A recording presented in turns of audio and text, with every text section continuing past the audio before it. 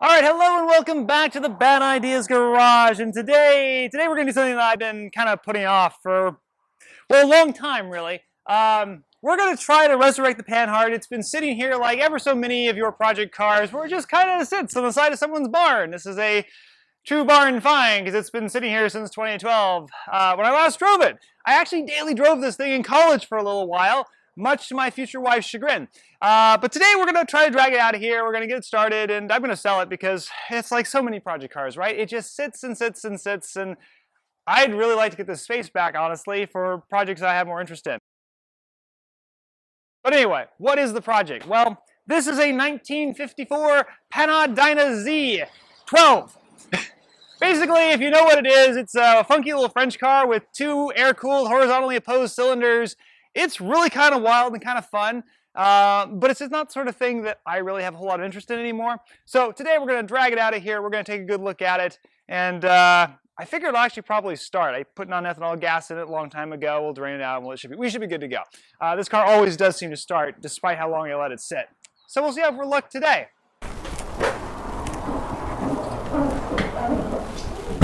There we go. It's moving now. Push. Yep, go for it. Hello, birds. Bye, birds. Huh? Talking to the barn swallows. They're not happy to see me. Ah, that was fun. It's quite dirty at this point, having been sitting for a little while, and you know, the barn swallows have had their fun depositing gifts on top of it. But she's still straight. I noticed it has an oil leak. There's definitely a big puddle of oil underneath where it was parked. So that was fun. But it did roll after we got it bounced around a little bit. I think the first step's going to be power washing. Yeah, definitely power washing. That's going to be needed.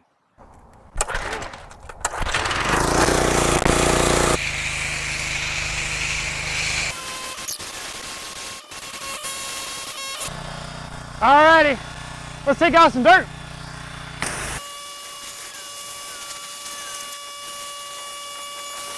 So this is the engine of the Panhard Dyna. It is 2 cylinders, horizontally opposed here. Hemispherical heads. This thing actually makes a reasonable amount of horsepower, like 60 some odd horsepower, which, you know, given the era it came from, the 1950s, for a 2-cylinder engine is actually incredible.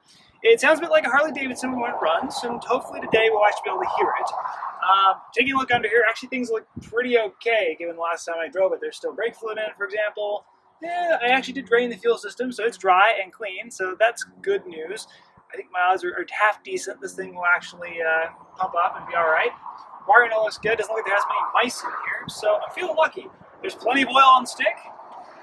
Still looks clean, given that I basically changed the oil and didn't drive it, so that should be fine. But yeah, overall, not bad under here. And we'll give it a shot and we'll see how it sounds. Alright, first things first, we're going to get the oil flowing again. So we're going to disconnect ignition and fuel and just kick the engine over a few times, and we'll see how we sound.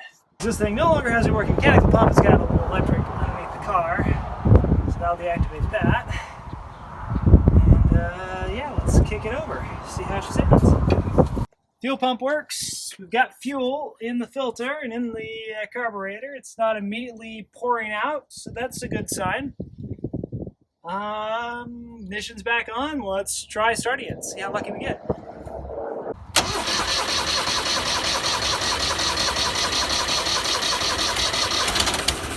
Alright.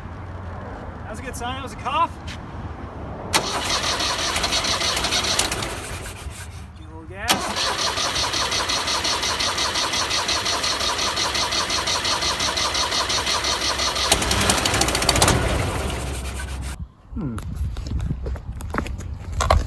Well, that's fun. And it's leaking around the metal fitting here. Let's see if I can just tighten it a little bit. Ugh. The fun of cars that have been sitting for a while. Yeah, so there's a pinhole leak in this fuel line right here. We just bought some rubber fuel line. We're just going to run it, and just to clear this up, and just so we can tootle it around the yard here without catching things on fire or self-immolating, which I figure is a good thing for the most part. Having fun yet? No. Clamp's broken. Oh, that's fun. No, it's not. Okay, well that's fun. I'm gonna get some tin snips and just cut it. Alright, you got one of the clips off. Had to cut it off. Yeah, one's off. Jammed. Rotted old fuel line. Gone. Alrighty, we're just fishing a little bit of temporary fuel line here. And, you know, classic rubber line zip tied. Not exactly code or standard, but it'll at least not leak. So we can do a little test drive of this rig.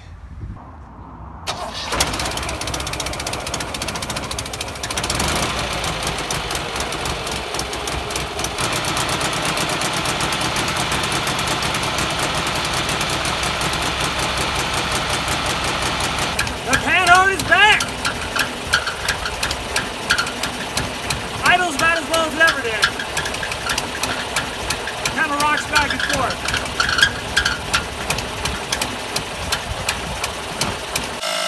Dale, these tires any good or are they tired? Alright, so yeah, we're gonna drive this, which is probably against my better decisions. But come on, it'll be fun. What could go wrong? Dale, your definition of fun and my definition of fun are two very different things. Are they quite similar, really? Does this window go down, or do I dare? Put the window down? I wouldn't. That looks crusty. Yeah. Can I open the wing window? I would also not do that. Okay, there we go. Okay, we're gonna die of asphyxiation as well. That's all good. I think the clutch is working. Probably. All right.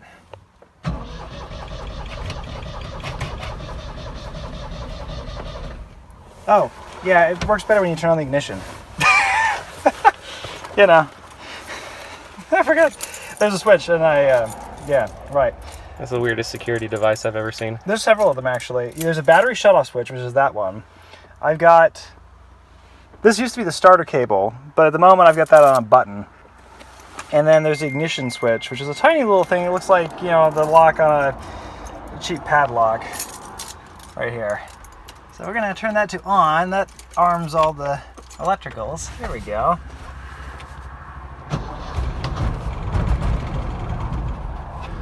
We can keep it running long enough.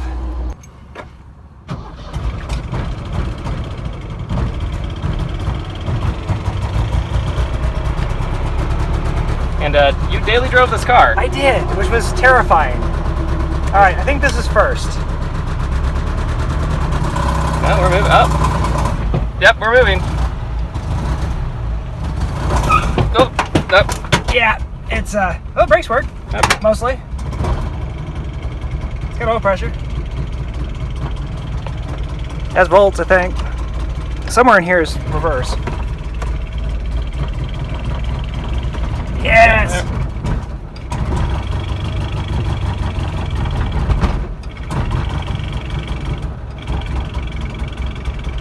It's running rich. Yeah, I can smell it. Alrighty, so driving this car. It has a 4 in the tree, believe it or not, so it has 4 forward gears. It'll happily do 70 miles an hour, and I have done it. It's a little scary, but it will do 70 miles an hour, and it will be okay with that. It actually has, you know, some kind of normal things and some really strange things. Like it has a very normal turn signal stock. It has a horn on the switch here, which doesn't work.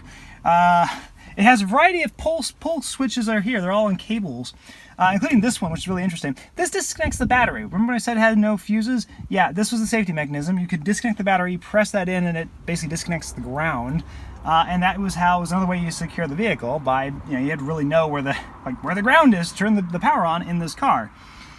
Choke's up on here. It's actually down there. It's supposed to be, but that cable's busted, so I'm using this one, which used to be the starter cable, and I'm currently using it for choke. Brakes are right here. Got an emergency brake, mechanical clutch. It does have single circuit master brakes. They work currently, which is great. And then you got a bunch of switches up here, one of which turns on the wipers and resets the trip odometer and a few other things on here. The car listed has 24,000 miles on it. It may be accurate. I'm going to guess it's 124,000, but it does say 24 up here. And the odometer was moving when I was driving it back and forth, so there's that. It came with a few niceties, like, you know, there's an ashtray right here. HVAC ducts are no longer present, but they would actually blow defrost up onto the dashboard here, and it would pull heat off the exhaust system to do so. You got a couple of map lights. This one still works, which is pretty awesome. It actually still lights up. Missing the covers, of course, but they all disintegrate. But the light still works. Bench seats. Theoretically, this is a 6-seater. Probably not for Americans. You'd have to be quite thin to get 6 people in here, but you could theoretically get 6 people in this car. No seatbelts from new, of course, 1950s. All right, Dale, you think we're ready to take it out on the road? You know, yeah, no. Why is the fire extinguisher in there? Yeah, it's under the seat and for good reason. No fuses in this car, at least until I added some, because I wasn't trusting the original wiring. So there are actually a few fuses on the ignition system and so forth, but from the factory, there's no fuses on this car. They just kind of direct wired, and there's a big battery shut-off cable. That's the protection system.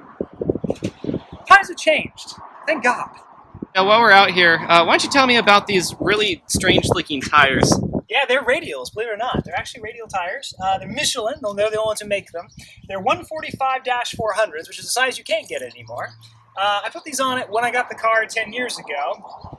And I think they only make these tires every 10 years or so and to release a batch of them. They're quite rare. They're only used on this car and I think a few Citroens, and that was pretty much it. So they're a little hard to come by, to be honest. But, you know, these ones on here have like, I don't know, 500 miles on them. But they are also 10 years old. So while I'm done with this project, because frankly it's just taking up space in my garage, it could soon be yours. So if you'd like a very strange 1950s French car for a very, very good price, come let me know. I'm happy to sell it to somebody who wants it and wants to take it to the next level and maybe is crazy enough like me to attempt to daily drive it again. But wait, there's more, and yes, I've been waiting for a very long time to be able to say that. If you buy this car, we will throw in... Oh yeah, there's a parts car. A parts car, yes. Here's a picture, a lovely picture of the parts car. I'm not going to get It's in red. It. It's red. This is about it was red. This is about as close as I'm going to get to it because of the barn swallows that are going to come and get us. But yes, you can get that. If you buy them together, yes, they'll come together. There's an extra engine. There's an extra transmission. There's extra carburetors. In fact, there's a whole spare shed full of spare parts for this car. So you get a whole extra parts car, which theoretically you could put back on the road if you're feeling very lucky, as well as enough to keep this one going if that is what you wish to do. I remember when we first got this car, it was one of my very good friends on her family property said that there's these weird French cars, and at that point we were in college, and we said, you know what, I think Dale wants this, and there's a bunch of cars on the property, and a bunch of my friends got cars because they just needed to go away, and Dale, that was actually 12 years ago. Thereabouts. So you've had these cars for 12 years, and let's call this project Make Our Wives Happy. So please make us an offer on these. You'll get all of those 2 cars, and you'll get the shed full of parts, and who knows, maybe you could get famous on this very YouTube channel. Or start your own, because my guess is you actually probably get a YouTube channel just on this car for a while. Yeah, that's true. But it's not going to be me. Oh, it's going to be weird. So thanks again for hanging out with us for another episode of the Bad Ideas Garage. I'm Steven, this is Dale, and this car could be yours, and we'll see you at the next episode. Enjoy, folks.